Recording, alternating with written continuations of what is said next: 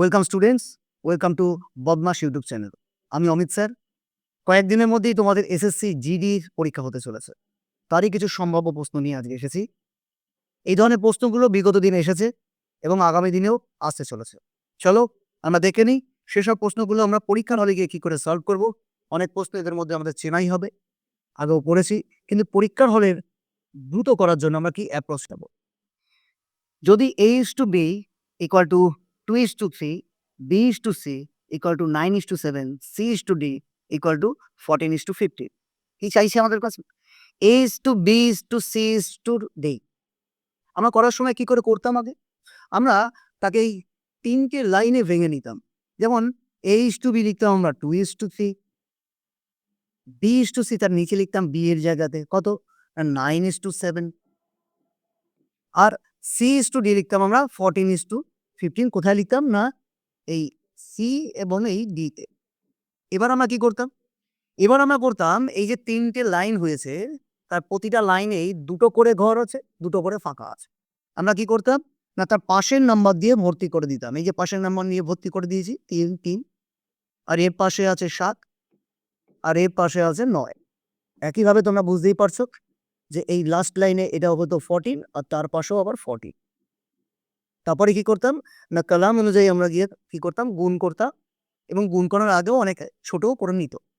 কিন্তু এটা পড়তেও যদি এটাও আমাদের মনে হয় যে এটাই আমাদের সহজ অ্যাপ্রোচ, তাহলে এটা পড়তে গিয়েও কিন্তু আমাদের ৩৫ থেকে ৪০ সেকেন্ড সময় গেছে, এবং পরীক্ষা হলে তো আরও বেশি যেতে পারে। তাহলে দেখো, পরীক্ষা হলে এই ধরনের অঙ্ক আসলে আমরা কি করব? পরীক্ষা হলে এই ধরনের প্রশ্ন আসলে আমি এসব লিখবই না। আমরা কি করব? আমরা অপশন টেস্ট করব। আমাদের ফার্স্ট দেখতে পাচ্ছি কি A:B আছে 2:3। তো কোন অপশনে আমাদের 2:3 প্রথম দুটো নাম্বার হবে? কি দেখতে পাচ্ছি? 18:14। তোমরা দেখে বুঝতে পারছো প্রথম নাম্বারটা বড়, তাহলে তো হবেই না। দ্বিতীয় নাম্বারটা ছোট আছে, ১২ আর ১৫কে ৩ দিয়ে ভাগ করলে এটা ৪ হয়, এটা ৫ হয়, তাহলে এটাও হবে না। এরপরের নাম্বারটা কি আছে? ১২ আর ১৮, ৬ দিয়ে ভাগ করলে ১২ দু এই ২, আর এটা ৩। তাহলে আমাদের যেখানে ডেটা দেওয়া ছিল 2, 3 তা মিলে গেছে। তাও আমরা পরেরটাও দেখব যে ১৫ আর ১২, আবারও আগের নাম্বারটা বড় হয়ে গেছে। তাহলে আমরা বলতেই পারি আমাদের অ্যান্সার হবে সি, যা কিনা ছিল ১২:18:14:15। তাহলে দেখো, সলভ না করেও, খাতা পেন না নিয়েও আমরা শুধু অপশন থেকে আমাদের যুক্তি সারিয়ে আমরা সলভ করতে পারলাম। অর্থাৎ পরীক্ষার হলে যে দরকার এনকোড করা, ওই গোল্লা পাকানো, সেটা আমরা করতে পারলাম। চলো, এরই আরেকটা ধরন আমরা দেখে নিই প্রশ্ন, যেটা আছে যদি A:B:C = 2:3:4 হয়, তাহলে A/B, B/C, C/A এদের অনুপাত কত? এখন খেয়াল করে দেখো, আমরা প্রথমেই কি দেখতে পাচ্ছি? বাই করে এখানেই আমাদের মাথায় চলে আসে যে এই নাম্বারগুলো অনুপাত দিয়ে ভাগ করতে পারবো না। আমরা কি করি? না 2x, 3x, 4x লিখি। না, করা যাবে। অনুপাত যেভাবে লেখা আছে সেভাবেই করা যাবে। আমরা ABC উপরে আছে লিখে নিই, 2, 3, 4। আর কি করি? না এটাকে ভাগ করব B দিয়ে, B বলতে আমাদের ৩। তারপরটাকে ভাগ করব C দিয়ে, C বলতে আমাদের এখানে ৪ কে দেখাচ্ছে। আর A দিয়ে ভাগ করব, A কে তো আমরা দেখতেই পাচ্ছি ২ দেখাচ্ছে। ছোট করে নিই, এই পোরশনটা ২ দেখায়, নিচে ১। আমরা কি করছি? এবার নিচে নাম্বার রাখা যাবে না। তা ৩ আর ৪ আর ১ এর লসাগু করলে হয় ১২, বা ক্রস মাল্টিপ্লিকেশন করে দিতে পারতাম। তাই ১২ দিয়ে কি করব? আমরা ১২ দিয়ে গুণ করে দেব। প্রথমটাকে যদি ১২ দিয়ে গুণ করি, তার মানে এই ৩ কে ১২ দিয়ে ভাগ করলে ৪ হয়, ৪ দুগুণে ৮। তারপরে কি দেখাচ্ছে? এই ৪ কে ১২ দিয়ে ভাগ করলে ৩ হয়, তাহলে উপরে ৩ তিরিকে ৯। আর এখানে তো নিচে কিছু ১ আছে, তাহলে ভাগ করলে ১২, ১২ দুগুণে ২৪। তাহলে আমরা বলতে পারি সহজেই, এইখান থেকেই আমরা ক্যালকুলেশন করতে পারতাম, অপশন দেখাতে পারতাম আমরা 8:9:24। তাহলে আমাদের সি অপশনটাই কারেক্ট। চলো আমরা একটু ধরন পাল্টাই। কি দেখি? ৩ লিটার চিনির দ্রবণে 40% চিনি আছে। একটা শরবত ছিল চিনি, সেখানে 40% চিনি। ওই দ্রবণে ১ লিটার জল মেশানে, নতুন করে কি মেশানো হয়েছে? জল মেশানো হয়েছে। চিনি, তার মানে কি বোঝাচ্ছে? চিনি কিন্তু আমার একই আছে। নতুন দ্রবণে কত শতাংশ চিনি হবে? আমরা যদি করি, বা যে অ্যাপ্রোচগুলো আমরা সাধারণত দেখতে যাই, তাহলে কি করি? না ৩ লিটারের 40%, ৩ লিটারের 40% আমরা আগে বের করে নিই। 40% করলে কত হয়? শূন্যগুলো কেটে ৩ ৪ ১২, অর্থাৎ 1.2 লিটার। এটা আমাদের চিনি। এই চিনি আগেও যা ছিল, জল মেশানোর পরে তো পরিমাণে একই থাকবে। তাহলে আমরা কি বলছি? না আগে ছিল আমাদের ৩ লিটার, আর ১ লিটার যোগ করলে আমাদের হয়ে গেছে ৪ লিটার। তাহলে মোট হয়ে গেল আমাদের কত লিটার? ৪ লিটার। এখন এই ৪ লিটারের মধ্যেই এখন 1.2 যে চিনিটা ছিল, সেটা কত পার্সেন্ট আমাদের বের করতে হবে। তাহলে আমরা 1.2/4 এবার কি করছি আমরা 100 দিয়ে গুণ করে দিচ্ছি। এই দশমিক তুলে একটা শূন্য বাদ দিয়ে দিই। এটা করলে আমাদের হয়ে যায় 30%। এখন এই অ্যাপ্রোচ যদি পরীক্ষাটা করতে যাই তাহলেও কিন্তু আমাদের বহু দেরি হবে। তাহলে আমরা করব কি করে? যেখানেই দেখবো আমাদের পরিমাণটা যদি কোনো মিশ্রণে একটা কিছু মেশাই, একটা মানে মিশ্রণ দুটো জিনিস নিয়ে তৈরি হয়েছে। সেখানে এক পরবর্তীকালে যেটা মিশিয়েছি সেটা একটাই পদার্থ। যেমন জল। তাহলে যদি জল মেশাই তাহলে চিনির পরিমাণ আগেও যা ছিল পরেও তাই আছে। তাহলে দেখো সেই জায়গাটার উপরে ভিত্তি করে তাহলে আমরা এই অ্যাপ্রোচকে ত্যাগ করে আমরা কি করছি? আমাদের প্রথম অবস্থায় ছিল ৩ লিটার। তাহলে প্রথমে যখন আমাদের ৩ লিটার ছিল, এই ৩ লিটারের কত পার্সেন্ট ছিল? না 40% ছিল। লিখে রাখি 40%, চাইলে সাইনও দিয়ে রাখি। আর এটাই পরবর্তীকালে হয়ে গেছে আমাদের ৪ লিটার মোটটা। এই ৪ লিটারে কত পার্সেন্ট? আমরা লিখে রাখি X%। তাহলে দেখো আমরা কি করলাম ৩ লিটারের 40% যেটা সেটাই ৪ লিটারও মনে করলাম X%, এটা কিনা চিনি, আর তারা তো সমান। তাহলে আমরা সিম্পল শুধু এই ৪ আর এই ৪০ কে কেটে দিয়ে বলবো ১০, তাহলে আমরা বলতে পারি x = 30%। তাহলে দেখো আমাদের পরিমাণ কত হবে, চিনি কত ছিল তা আমাদের জানার দরকার নেই, পার্সেন্টেজে কত সেটাই উত্তর জানতে চেয়েছে, তাহলে তারই আমরা অ্যান্সার করব 30%। আশা করি বোঝা গেছে। চলো এর পরের কোশ্চেনের দিকে যাই। ৬ জন বালক অথবা ৪ জন পুরুষ কি দেওয়া আছে? অথবা একটি কাজ ১৮ দিনে শেষ করতে পারে। ছিল ৬ জন বালক অথবা এর মানে কি? মানে ৬ জন বালকও ১৮ দিনে করতে পারে, আর ৪ জন যদি পুরুষ কাজ করে তাহলেও ১৮ দিনে করতে পারে। তাহলে ৩ জন বালক এবং ১০ জন পুরুষ একসাথে কাজটি কত দিনে শেষ করতে পারবে? এখানে আমরা অনেকে এইভাবে করি যে বালককে আমরা বয় লিখি আর এখানে ম্যান লিখব। যে 6 বয় = 4 ম্যান। এবার কি করছে? বলছে ৩ জন বালক কাজ করেছে। তাহলে এখানে আমরা ৩ জন করে দিই। ৩ জন যদি বালক হয় তাহলে সেই কাজটাই ২ জন ম্যান করবে। এবার আমরা কি করব? না আমরা বই করেছি ৩ জন বালক আর ১০ জন পুরুষ। তাহলে এই ৩ জন বালক তো ২ জন ম্যানকে দেখাচ্ছে। তাহলে ৩ জন বয়েজ আর ১০ জন ম্যান, এটা আসলে হয়ে যাচ্ছে ২ জন, এই যে ৩ টে বয়েজের জায়গায় আমরা কি করছি? ২ টো ম্যান লিখে দিই আর ১০। মানে বলতে পারি এই গ্রুপটা আসলে ১২ জন ম্যানকে বোঝাচ্ছে। তাহলে এবার যেটা দিয়ে খুশি করতে পারি, এই যে আমরা উল্টোটাও করে নিতে পারতাম। এই যে ৪ জন পুরুষ করে ১৮ দিনে, তাহলে ১২ জন কত দিনে করবে? এই যে ম্যান ডেজ এর অঙ্ক আমরা গুণ করে করতে পারি।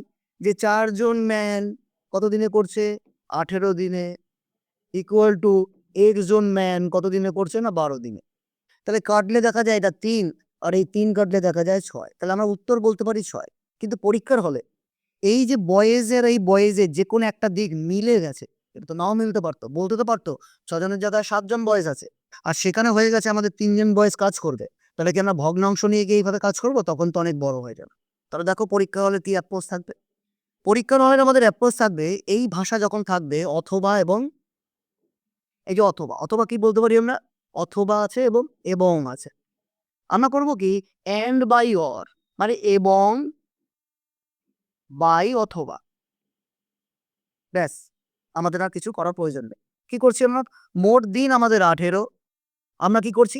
and by or, মানে এবং by অথবা। কোথাকার এবং? না আগে যদি আমরা বালক ধরি তাহলে বালক এবং মানে কাজ করছে কতজন? ৩ জন। আর কাজ করতে পারে কতজন? এই ৬ জন। তাহলে এই যে বয়েজ আছে মানে বালক আছে, বালকদের এবং নিচ্ছি ৩ আর অথবায় ছিল ৬। আর ম্যানেদের দেখতে পাচ্ছি ১০ আর আগে ছিল ৪। ছোট করে নিলে এটা হয়ে যায় হাফ, মানে ১/২, আর এটা হয়ে যায় ৫/২। তাহলে বুঝতেই পারছো কত যোগ হয়ে গেছে? হাফ আর ৫/২ মানে আড়াই। তাহলে অর্ধেক আর আড়াই যোগ করলে হয় ৩। তাহলে আমরা যদি এখানে করি এই ১৮ কে ৩ দিয়ে ভাগ করি তাহলেও কিন্তু আমাদের অ্যান্সার কত হচ্ছে? ৬ দিন। যেটা কিনা আমরা অত খাটনি করে পেয়েছিলাম।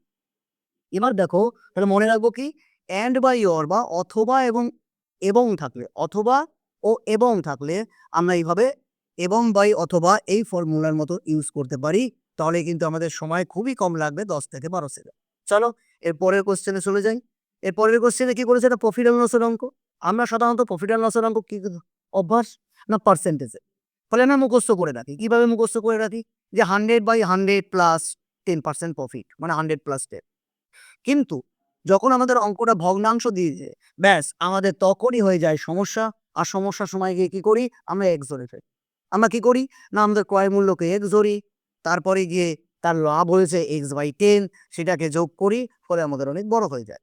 কি বলছে ওরা প্রশ্ন, এক ব্যক্তি একটি বই 891 টাকায় বিক্রি করে, ক্রয় মূল্যের 10 ভাগের 1 ভাগ লাভ করে, বইটির ক্রয় মূল্য কত? তাহলে ক্রয় মূল্য চেয়েছে, বিক্রয় মূল্য বলা আছে। আমরা কি করি, আমরা ক্রয় মূল্যকে সিপি আর বিক্রয় মূল্যকে এসপি এইভাবেই সাজাই। দেখো মানেটা কি বলেছে, 10 ভাগের 1 ভাগ, ক্রয় মূল্যের 10 ভাগের 1 ভাগ লাভ করে। তাহলে ক্রয় মূল্য যদি আমার 10 টাকা হয়, ওদের কথা অনুযায়ী তার 1 ভাগ লাভ, অর্থাৎ 10 আর 1 হয়ে গেল 11 টাকা। ক্রয় মূল্য যদি আমাদের 10 টাকা হয়, 1 টাকা লাভ হয়েছে, তাহলে আমরা কি বলতে পারলাম, 11 টাকা বিক্রয় মূল্য। চলো একটু পাশে লিখে ফেলি, সিপি আমাদের 10 টাকা হলে প্রফিট আমাদের 1 টাকা, তাহলে যদি আমরা যোগ করি আমাদের এসপি মানে আমাদের বিক্রয় মূল্য হয়ে যায় 11 টাকা। আশা করি বোঝা গেছে। তাহলে এবার দেখবো এই 11 টাকাটাকে ওরা কত বলছে, ওরা বলছে 891। তাহলে এবার গুণ করে দেখি, 11 ঘরের নামটা তো আমরা জানি, 8 11 88, বিয়োগ করলে 11, তাহলে হয়ে যায় 11 একে 11, অর্থাৎ 81 দিয়ে গুণ করব। কাকে গুণ করব না, চাইছে ক্রয় মূল্যকে, অর্থাৎ 81কে 10 দিয়ে গুণ করলে কত হয়ে যায়, 810 টাকা। তাহলে দেখো আমরা পার্সেন্টেজ থাকুক বা অন্য কোনো তথ্য থাকুক, আমরা কিন্তু এইভাবে সাজালে আমরা খুব দ্রুত করতে পারবো এবং দেখে দেখে অ্যান্সার দিতে পারবো। চলো এর পরের কোশ্চেনে চলে যাই। একটি জিনিস একটি নির্দিষ্ট মূল্যে বিক্রি করা হলো, সেই মূল্যের 2/3 ভাগ, কত ভাগ না 2/3 ভাগ, মানে 3 ভাগের 2 ভাগ দামে বিক্রি করলে 10% ক্ষতি হয়। প্রথমের নির্দিষ্ট মূল্যে মানে যেটা দাম ধরা ছিল আগে, সেই দামেই যদি আমি বিক্রি করতাম, তাহলে শতকরা কত লাভ হতো। দেখো এই অঙ্ক করতে গিয়ে আমরা এক্স জড়ি, নানা কিছু করি, আমরা শুধু দেখে নিই এই দুটোর মধ্যে ম্যাচ করব। কি করব, 10% ক্ষতি আর 2/3, কার 2/3 না বলেছে নির্দিষ্ট মূল্যে বিক্রি করা হলো, সেই মূল্যের 2/3 দামে বিক্রি করলে, তার মানে যেটা আমার বিক্রি করা হতো তার সাথে পরবর্তীকালে বিক্রি করেছে, কি আছে না 2/3। এটা কাদের বলেছে না, এটাও কিন্তু SP/SP বলেছে, মানে অরিজিনাল এসপির সাথে পরের এসপি।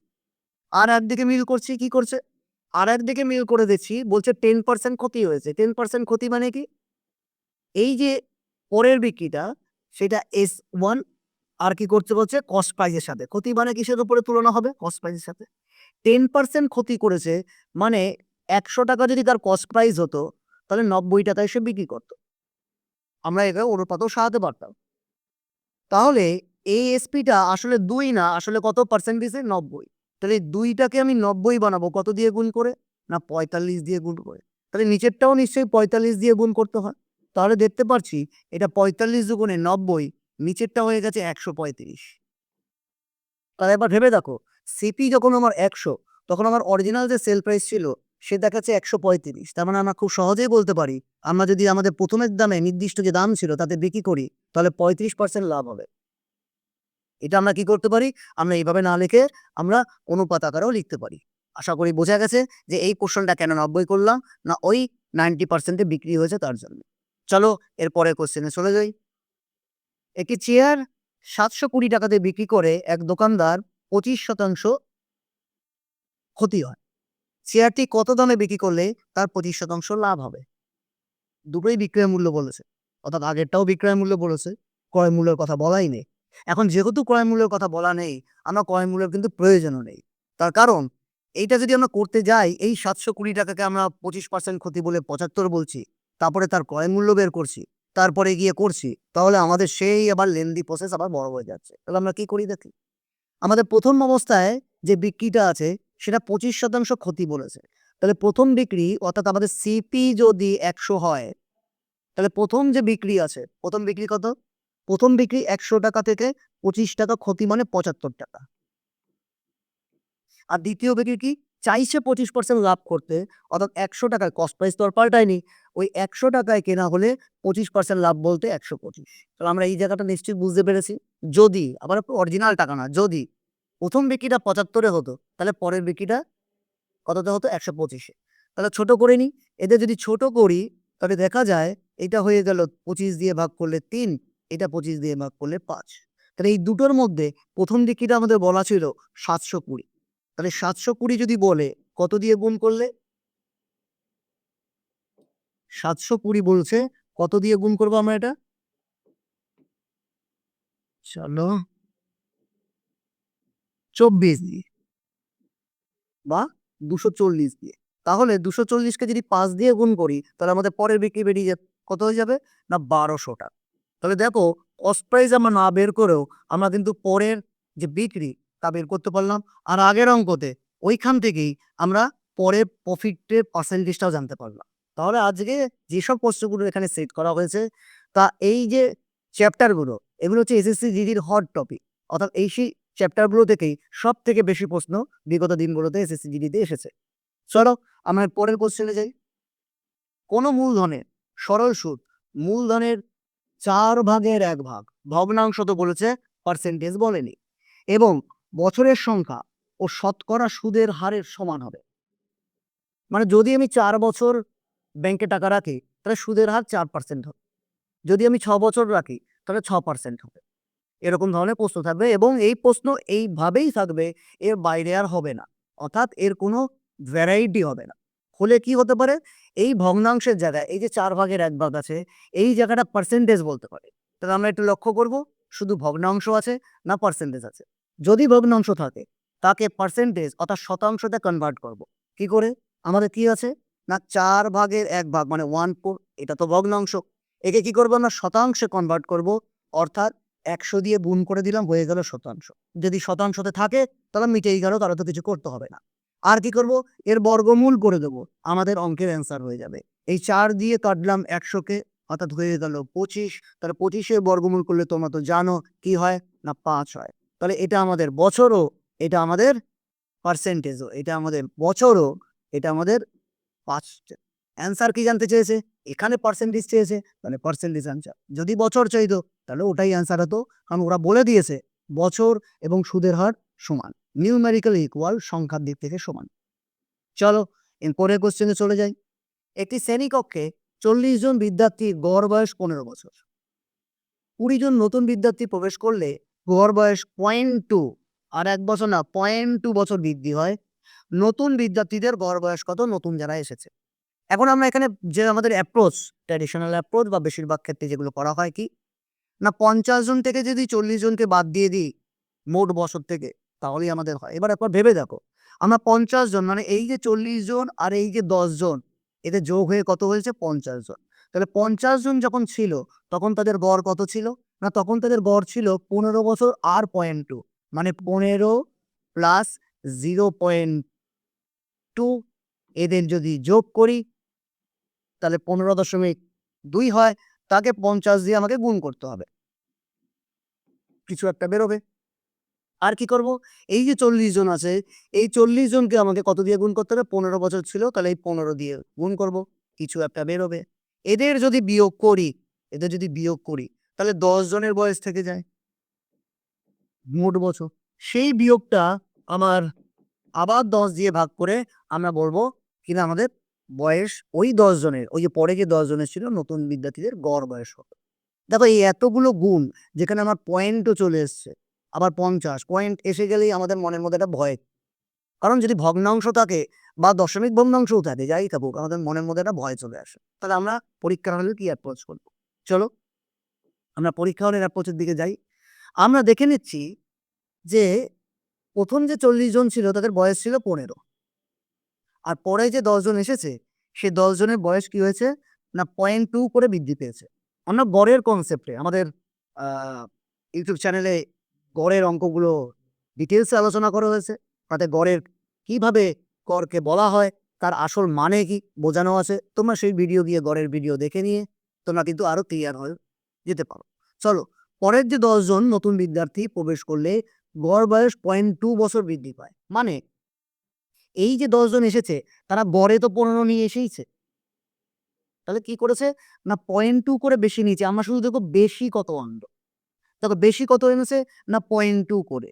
0.2 করে কতজন, কত গড় বেড়েছে, না 50 জনের গড় বেড়েছে। তাহলে আমরা দেখে নিই, এই যে 0.2 করে 50 জনের বেড়ে গেছে, তাহলে এত বছর আমার এক্সট্রা হলো 0.2 করে। আসলে এটা কাদের বয়স, এই যে বেড়ে গেল এটা তো আগের না, তাহলে এটা আসলে পরের জনের বয়স। অর্থাৎ পরের জন আসলে এত বছর বেশি এনেছে। তারা কতজন, না 10 জন। তাহলে এই 10 জনের গড়ে অর্থাৎ এক একজন কত করে বেশি এনেছে, তাহলে আমরা 10 দিয়ে ভাগ করে দিই। এই মোট আমার কত বেশি এনেছে দেখে নিলাম, আর আমরা এই 10 দিয়ে ভাগ করে দিলাম, তাহলে কত বেশি এসেছে দেখে নিলাম। দেখো এই শূন্যগুলোকে যে কেটে দিই, 5 দুগুণে 10 দশমিক ছিল অর্থাৎ 1 বছর অতিরিক্ত। তার মানে আমরা বলতে পারি যে পরে যারা এসেছে তাদের গড়টা আগের থেকে 1 বছরের বেশি, অর্থাৎ আগে আমাদের ছিল 15 বছর, তাহলে সিম্পল এই পোর্শনটাকে যোগ করে দেবো, অর্থাৎ আমরা বলতে পারবো পরে যে 10 জন এসেছে তাদের গড় বয়স 16 বছর। আশা করি বোঝা গেছে। এই অঙ্ক আরো ভালো করে দেখতে হলে আমাদের বদমাস ইউটিউব চ্যানেলকে তোমরা ফলো করো, আর আমাদের বিভিন্ন পরীক্ষার যেসব ভিডিওগুলো দেওয়া রয়েছে, অঙ্কের ভিডিও আরো যাবতীয় সাবজেক্টের ভিডিও, তা তোমরা দেখে নিতে পারো। চলো এর পরের কোশ্চেনে চলে যাই। রামলাল তার 2 সম্পত্তি, তার 4 পুত্র এ বি সি ডি এর মধ্যে যথাক্রমে এই দুটো অনুপাত বলে দিয়েছে, এই অনুপাতে এবং এই অনুপাতে দুটো আলাদা আলাদা প্রপার্টি ভাগ করে দিয়েছে। যদি দ্বিতীয় সম্পত্তি প্রথম সম্পত্তির দ্বিগুণ হয়, বলছে দ্বিতীয় সম্পত্তি যেটা আছে সেটা প্রথম সম্পত্তির ডাবল। এই কথার মানে কি, প্রথম সম্পত্তি যদি আমার 1 লাখের হয়, দ্বিতীয় সম্পত্তি আমার 2 লাখের। টাকা দিয়েই বলছি, অংশ দিয়ে না বলে একই। বা যদি বলতাম 10 বিঘা হয়, তাহলে পরেরটাও 20 বিঘা, একই মানে বোঝাবে টাকার সাথে কম্পেয়ার করলে। তাহলে আমরা দেখে নিই কি বলেছে, যদি এইভাবে ভাগ করা হয় তাহলে সবচেয়ে বেশি সম্পত্তি কে পাবে। এখন প্রশ্ন হচ্ছে এই দুটো অনুপাত দিয়েছে, ওরা যে শর্ত বলেছে যে দ্বিতীয় সম্পত্তির ডাবল হবে, তাহলে এই ডাবল যদি আমি থাকে এটা গেল ঝামেলা, আর যদি না থাকে তাহলে ডাবল করতে হবে। কি করতে হবে না, প্রথম জনের ডাবল করতে হবে, তাহলেই আমাদের অঙ্ক হবে। চলো আমরা কি করি, 4:3:2:1, আর পরেরটা 5:6:7:8। আমরা দেখে নিই আমাদের প্রথম প্রপার্টি আর দ্বিতীয় প্রপার্টি কতটা ছিল। 4 + 3 + 2 + 1 যোগ করবো মোট প্রপার্টি মানে, তাহলে 7 আর 3 এ 10।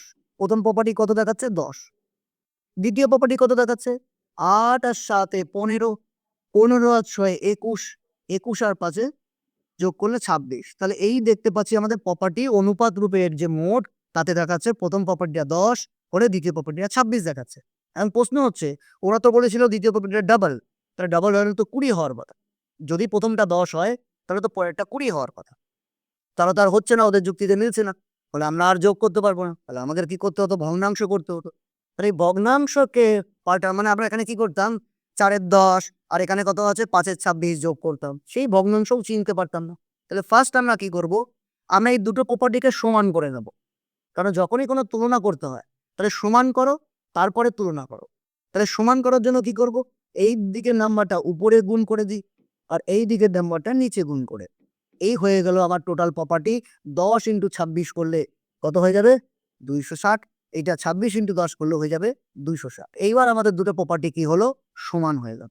এবার ওদের কথা মতন আমরা চলবো। সমানের পরে বলছে প্রথম প্রপার্টির দ্বিগুণ হচ্ছে দ্বিতীয় প্রপার্টি, তাহলে প্রথম প্রপার্টিকে আমরা 1 দিয়ে গুণ করব, দ্বিতীয় প্রপার্টিকে আমরা 2 দিয়ে গুণ করব। ব্যাস আমাদের কাজ হয়ে গেল, দ্বিতীয় প্রপার্টি এবার ডাবল হয়ে গেল, অর্থাৎ 26 × 10 এ 260 × 2 দিয়ে গুণ করলে 520 হয়ে গেছে, তাহলে ডাবল বোঝাচ্ছে। তাহলে এইসব অঙ্কগুলোর ক্ষেত্রে আমরা কি করব, যেখানে আমাদের এরকম ভলিউম টোটাল এসব পাল্টাতে হবে, আগে মোটকে সমান করব, তারপরে তার ভলিউমকে পাল্টে দেবো। আর যদি সমান থাকেই তাহলে তো মিটে গেল।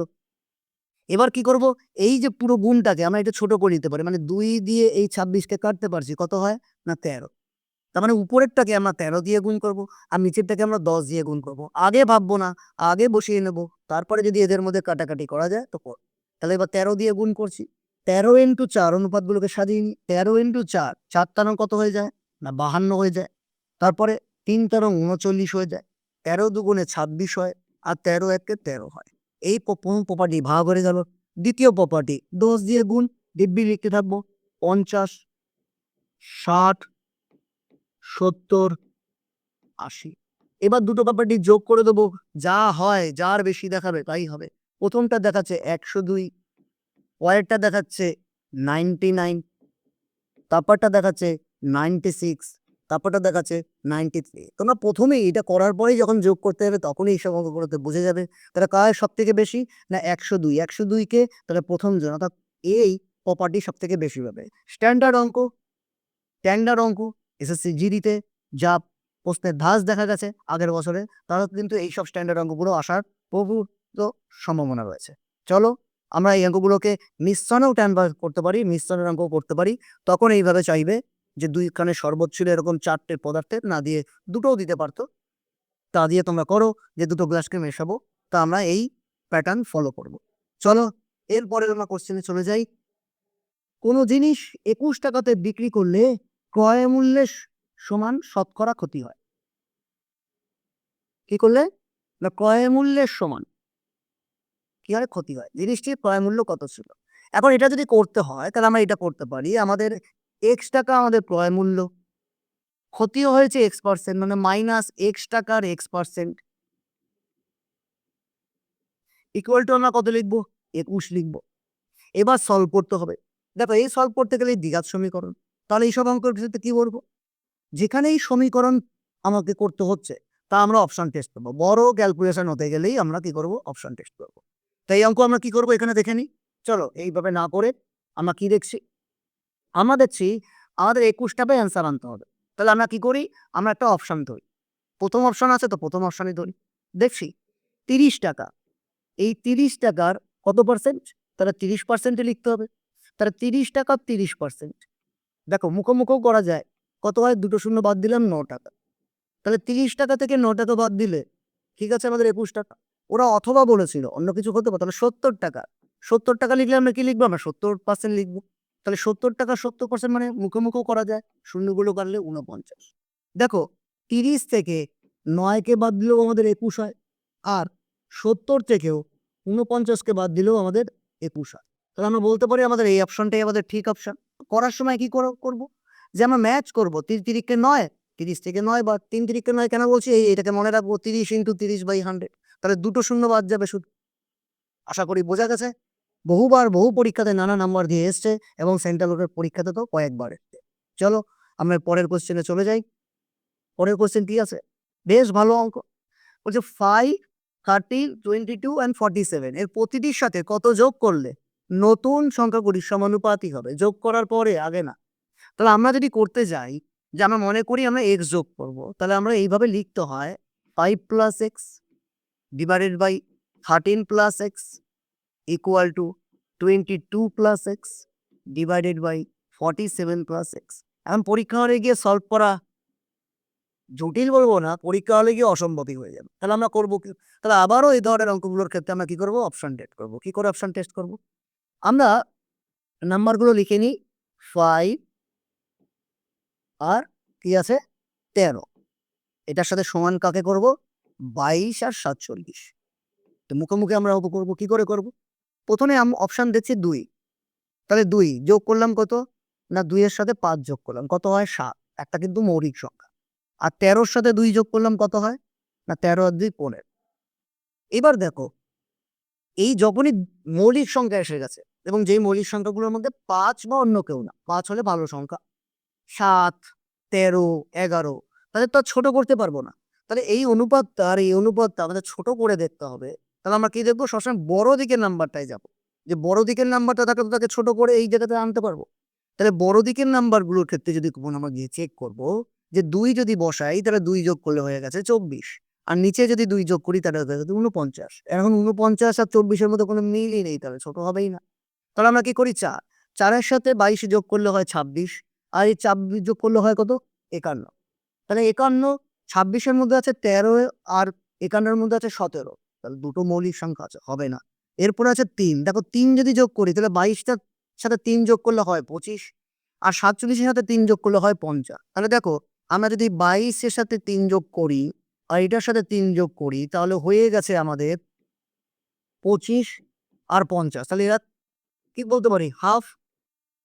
আর দেখো তাহলে এখানে যদি আমরা ৩ যোগ করি, এই ৩ যোগ করি আর এটা ৩ যোগ করি, তাহলে হয়ে গেছে ৮/১৬। তোমরা বুঝতেই পারছো এটাকেও কত বলা হয়? হাফ। তার আমরা কি বলতে পারি? না আমরা ৩ যোগ করলে আমাদের যদি একটার জায়গায় ২ টো অপশন চেকও করতে হয় তাও আমাদের আগে হবে। শুনে রাখো কি বললাম তাহলে? বড় দিকেরটা যেদিকের নাম্বারটা সেটটা বড় আছে সেই দিকের নাম্বারের সাথে গিয়ে কি করব? সেই দিকের নাম্বারের সাথে যোগ করে বা যদি কোনদিন বিয়োগ দেয়, মৌলিক সংখ্যা হয়ে যায় এবং দুজনের মধ্যে কোনো ভাগ উপর নিচের মধ্যে ছোট না করা যায়, তাহলে সেটা পসিবলই না। কারণ যখনই বড় সংখ্যা থেকে ছোট করে দেই এই দিকের নাম্বারটার একই অনুপাত থাকতে হবে। তাহলে এদের মধ্যে কি দেখব? যে মৌলিক সংখ্যা তৈরি হয়েছে নাকি? আর না হলে তাদের মৌলিক সংখ্যা থাকলেও এমন তারা ভাগ হয়ে গেছে নাকি? হলো মৌলিক সংখ্যা হচ্ছে 19, 19/38 হয়েছে। হ্যাঁ, তাহলে হতে পারে যে 19 আর 38 দিয়ে ভাগ করলে কত হয়ে যাবে? হাফ হয়ে যাবে, মানে উপরে 1 আর নিচে 2। তাহলে আমরা এখানে চেক করলেই আমাদের এত অপশন আর খাটতে হবে না। আমরা তাহলে দ্রুত করতে পারবো। আশা করি বোঝা গেছে। চলো এর পরের কোয়েশ্চেনের দিকে এগিয়ে যাই। বার্ষিক 8.25% সরল সুদের হারে ২,০০০ টাকার ৭ই ফেব্রুয়ারি থেকে ২০২২ থেকে ২০ এপ্রিল ২০২২ পর্যন্ত। অঙ্কটা একটা সাধারণ সরল সুদের অঙ্ক। সবাই জানি আমরা PTR/100 করব। এখন এখানে সমস্যা হচ্ছে এই দিন দিয়ে দেয়। গত বছরও বহুবার পরীক্ষা দেখা গেছে দিন দিচ্ছে, সময় দিচ্ছে। তাহলে এই সময়টা ক্যালকুলেট করতে গেলেই আমাদের হয়ে যাবে দিন। দেখো ৭ই ফেব্রুয়ারি, তাহলে ফেব্রুয়ারি মাস। কত দিনের ফেব্রুয়ারি মাস? যেহেতু ২২ সাল, তাহলে লিপ ইয়ার না, অর্থাৎ ২৮ দিনের। তাহলে আমরা বলতে পারি এই যে ফেব্রুয়ারি মাস, এটা ৭ তারিখ দিয়ে কত হয়ে যাবে আমাদের? বাদ দিয়ে দিই ৬ অর্থাৎ ২২ দিন। আগের ৬ দিন তো পাইনি। ৭ তারিখ থেকে ইন্টারেস্ট গোনা শুরু হবে, মানে ধরা শুরু হবে। তাহলে আগে ৬ দিন বাদ, অর্থাৎ ফেব্রুয়ারি মাস আমাদের কতদিন? আমি এখানে লিখে রাখি, ফেব্রুয়ারি আমাদের ২২ দিন। আর কি? আর ফেব্রুয়ারি পরে আসে মার্চ মাস। মার্চ মাস আমরা সবাই জানি কত দিনের? না ৩১ দিনের। এবার কত দিন আছে? না এপ্রিল। কত এপ্রিল? না ২০ এপ্রিল। তাহলে এপ্রিল মাস কত দিনে? ২০ তারিখ পর্যন্ত দেবে, অর্থাৎ ২০ তারিখ পর্যন্ত দেবে। তাহলে এদের যদি যোগ করি তাহলে দেখাচ্ছে হচ্ছে আমাদের 73 ডেজ। এইখানেই আমাদের প্রশ্নটা চলে আসে যে আমাদের বছর, আমরা কি জানি PTR/100 আমাদের কত টাকা? না ২,০০০ টাকা। ২,০০০ টাকায় কত পার্সেন্ট? না 8.25, 8.25% লিখলাম। এবার আমরা কি লিখবো? বছর লিখবো। বছরটা কিন্তু আমাদের তো ডেটা আছে ৭৩ এ, দিনে। তাহলে বছর, ১ বছর কত দিনে? না ৩৬৫ দিনে। দেখো তাহলে আমরা এখানে কি করছি? 73/365। এইখানেই পুরো অঙ্কটার মজা লুকিয়ে আছে। যে ৭৩ কে যদি ভাগ করি ৩৬৫, মানে আমরা যদি ৩৬৫ কে ভাগ করে দেখি তাহলে দেখতে পারবো ৭৩ ইন্টু ৫ হয়। তাহলে এটা যদি আমরা ছোট করি তাহলে নিচে ৫ হবে। এই জায়গাতেই আমাদের আসল মজা। কি মজা? যে ৭৩ একটা মৌলিক সংখ্যা। এই ৭৩ না হয়ে যদি ৭৪ হতো, তাহলে এই ৩৬৫ র ভেতরে তো ৭৩ আর ৫ আছে এখানে। তাহলে তাকে ভাগ করা যেত না। আর ভাগ না করা গেলে এই যে ৫ আছে তাকে হয়তো কাটতে পারতাম, কিন্তু নিচে তো ৭৩ থেকে যেত। ফলে ৭৩ মৌলিক সংখ্যা আর কাউকে দিয়ে কাটতো না। ফলে তোমার অঙ্ক এতই জটিল ক্যালকুলেশন আসতো। তোমার অঙ্কের আসল যে মানে খুঁজতে বলছে সেটাই বার করতে গলদঘর্ম হয়ে যেত বাকি স্টুডেন্টদের। তাহলে বেশিরভাগ ক্ষেত্রে 90% এর উপরে আমাদের পরীক্ষায় যদি দিন দেয় তাহলে তারা ৭৩ এর মাল্টিপলেই আসবে। কি ৭৩ এর মাল্টিপল? ৭৩। তাহলে আমরা কি দেখব? আমরা অ্যাপ্রক্স দেখে নেব আমাদের কয় মাস আছে। যে ফেব্রুয়ারি থেকে শুরু হয়েছে এপ্রিল মাস পর্যন্ত, দুটোর জায়গা থেকে কিছু, কিছু বাদ গেছে। তাহলে ফেব্রুয়ারি, মার্চ, এপ্রিল ৩ মাস, সেখান থেকে কিছু বাদ গেছে। ৩ মাস হলে ৯০ দিন হতো। তার থেকে কম, তাহলে সে ৭৩ই আছে। যদি দেখতে পারতাম ৫ মাস হয়েছে, ৫ মাস মানে কত? না ৫ মাস বলতে এভারেজ যদি বের করি তাহলে ৩০ দিন করে ১৫০ দিন। কিন্তু তাহলে কি থাকবে? না ৭৩ ইন্টু ২ ই থাকবে, অর্থাৎ ১৪৬ দিনই থাকবে। এরকমভাবে আমরা শুধু মাসের এভারেজের কাউন্টিংটা করে নিয়ে বলতে পারবো সে ৭৩ এর কত মাল্টিপল। আশা করি বোঝা গেছে। তাহলে পরীক্ষার হলে এই যে পাশের দিন ক্যালকুলেশন, এটা না করলেও চলবে। তোমরা করে শুধু, শুধু সময় নষ্ট করবে।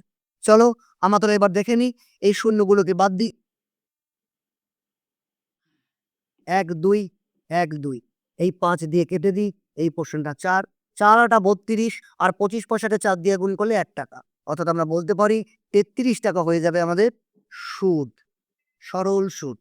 তাহলে দেখো এই যে দিনের ক্যালকুলেশনটা, সাধারণত বছর দিয়ে বলবে না তো ৫ বছরে কত টাকা হয়, তাহলে তো একদম সাধারণ। আর দেখা যাচ্ছে কি যে এসএসসি জিডিতে একদম আগের মতন যে সহজ, সহজ অঙ্ক তার থেকে কিন্তু এখন টুইস্ট দিচ্ছে। বেশ ভালো, ভালো অঙ্ক দিচ্ছে। ফলে এটা তোমরা যদি মনে রাখতে পারো তাহলে তোমাদের ক্ষেত্রে কিন্তু খুবই ফলপ্রসূ হবে। চলো আমরা আমাদের পরের অঙ্কতে যাই।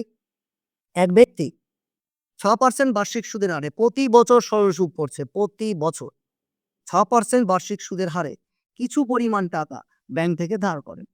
৭ বছর পর সরল সুদের পরিমাণ আসলের থেকে ৳২,৯০০ কম হয়। এখন আমরা যদি ওই আগের PTR/100 করতে যেতাম, যেটা কিনা একটা সিম্পল অঙ্ক ছিল, শুধু দিন নিয়ে সমস্যা ছিল। যে আমরা এটা করি যে কত প্রিন্সিপাল আমাদের কি করে লিখি, আমরা জানি প্রিন্সিপালকে পি লিখছি, আর P T R by 100, P T R by 100। এটা লেখার পরে আমরা গিয়ে লিখবো 2900। একবার ভেবে দেখো, এটা করতে গেলে আমাদের নাম্বারগুলো বসাবো, কত টাকায় পি নেই আননোন, এখান থেকে পি কমন নেব, তাহলে আমাদের আসলে একটা বীজগণিতিক ক্যালকুলেশনের রূপ নিচ্ছে। আমরা তা না করে আমরা এখানে কি করব, দেখো পরীক্ষায় আমরা কি অ্যাপ্রোচ করবো, একদম সিম্পল পার্সেন্টেজে প্রফিট অ্যান্ড লসের যে অঙ্কগুলো পড়েছি। আমাদের কাছে কি বলা আছে, আসল এবং সুদের মধ্যে পার্থক্য। তাহলে দেখবো আসল আর সুদ সেটা কত হয়, তার কারণ 6% যেহেতু বলে দিয়েছে শতাংশ, তার মানে বোঝাতে চাইছে 1 বছরে 100 টাকা রাখলে 6 টাকা সুদ পায়। তাহলে আমাদের প্রিন্সিপাল আর ইন্টারেস্ট আমরা কি করছি, আমরা যদি 100 টাকা রাখতাম, আমাদের প্রিন্সিপাল 100 টাকা থাকতো, তাহলে 6 টাকা করে প্রতি বছর পেতাম। প্রতি বছর কত পেতাম, 6 টাকা। এরকম কত বছর পেতাম না, 7 বছর। তাহলে 7 দিয়ে গুণ করে দিই, 1 বছরে যদি 6 টাকা পাই, সরল সুদ 7 বছরে এত টাকা পাবো। চাইলে তোমরা ছোট করে নিতে পারো, এই 6কে ছোট করলে 2 দিয়ে ভাগ করলে 3, আর এইটা হয়ে যায় 50। এবার তোমরা দেখো, আমাদের প্রিন্সিপাল যদি 50 টাকা হয়, তাহলে আমাদের সুদ হয়ে গেল 21 টাকা। ওরা বলেছে এদের পার্থক্য কি দেখাচ্ছে, না এই পার্থক্যটা দেখাচ্ছে 50 থেকে 21কে বিয়োগ করলে 29। এই 29কে আসলে ওরা বলেছে 2900। তোমাদের কাছে পরিষ্কার যে দুটো শূন্য অর্থাৎ 100 দিয়ে গুণ করলে আমাদের অনুপাতটা অরিজিনাল টাকায় চলে যাবে। তাহলে আমাদের অনুপাতে প্রিন্সিপাল কাকে বোঝাচ্ছে, না প্রথম টাকাটাকে। অর্থাৎ 50টা আর 50 না, 50টা আসলে হয়ে গেছে 5,000 টাকা। তাহলে দেখো খুব সহজেই ওই পিটিআর বাই 100 ওইগুলোকে ইউজ না করেও আমরা সরল সুদের খুব সহজে অ্যান্সার দিতে পারবো। সরল সুদের আরও ডিটেলসে তোমাদের অঙ্ক জানতে হলে আমাদের বদমাশ ইউটিউব চ্যানেলকে ফলো করো। আগের ক্লাস আমাদের দেওয়া রয়েছে সরল সুদের, সেখান থেকে ডিটেলসে সরল সুদের অঙ্কগুলো তোমরা দেখে নিতে পারো, কারণ সরল সুদের অঙ্ক প্রতিবার আসছেই আসছে। চলো এর পরের অঙ্কতে আমরা চলে যাই। আজকের কোশ্চেনের শেষ একটু অন্য রকমের অঙ্ক আসছে, তার জন্য এখানে বলা হয়েছে যদি এক্স এবং ওয়াই বাস্তব সংখ্যা হয়, বাস্তব সংখ্যা যেগুলোকে আমরা দেখতে পারি বাস্তবে আছে, সেই বাস্তব সংখ্যা, এবং এক্স মাইনাস 5 এর হোল স্কোয়ার আর এক্স মাইনাস ওয়াই এর হোল স্কোয়ার ইকুয়াল টু 0 হয়, তাহলে ওয়াই এর মান কত। আগে অঙ্কের অ্যান্সার কি হবে যদি এরকম হোল স্কোয়ার থাকে এবং এই দুটো হোল স্কোয়ারের যোগফল 0 হয়, তাহলে আমরা বলতে পারি এক্স মাইনাস 5 ইকুয়াল টু 0, যেখানে এক্স ইজ ইকুয়াল টু 5 হয়ে যাচ্ছে। আর আর কি x minus y equal to 0, তার মানে এক্স ইকুয়াল টু কি হয়ে যাচ্ছে, ওয়াই হয়ে যাচ্ছে। তাহলে এক্স এর ভ্যালু আমাদের কত ছিল না, 5 ছিল। তাহলে এক্স আর ওয়াই যেহেতু আমাদের সমান, তাহলে আমরা বলতে পারি ওয়াই এর ভ্যালু হয়ে গেল আমাদের 5। কি করে হবে, কারণ এক ধাপ এগিয়ে গিয়ে ওরা অঙ্ক বলতে পারে। যখন দেখবো দুটি বর্গের যোগফল 0, বর্গ সংখ্যাকে আমরা কি বলতে পারি, আমরা পজিটিভ নাম্বার বলতে পারি। কারণ আমরা এক্স এর ভ্যালু পজিটিভও হতে পারে, নেগেটিভও হতে পারে। কিন্তু যেই আমরা এক্স এর স্কোয়ার করব, সে কিন্তু পজিটিভ হবে। তার মানে বর্গ যদি দেয়, বর্গের যোগ দেয় এবং তার যোগফল 0 হয়, তার মানে দুটি ধনাত্মক রাশির যোগফলকে ওরা 0 বলছে। দুটি ধনাত্মক রাশির যোগফল বাস্তবে কোনোদিনই আমাদের শূন্য হতে পারে না, যদি না ওই ধনাত্মক রাশিগুলো দুজনেই শূন্য হয়। তখনই আমরা বলতে পারছি এক্স মাইনাস 5 এর হোল স্কোয়ার ইকুয়াল টু 0 হলে এক্স মাইনাস 5টাও 0 হবে, তাহলে এক্স এর ভ্যালু আমরা জানতে পারবো। আমাদের কি করতে হতে পারে, খুব বেশি হলে এই ভিতরের নাম্বারগুলো আমাদের একদম ডাইরেক্ট হোল স্কোয়ার না দিতে পারে, A square plus 2e plus B square এই ফর্মুলা ইউজ করে হোল স্কোয়ার তৈরি করলেই আমরা অ্যান্সার বের করতে পারবো।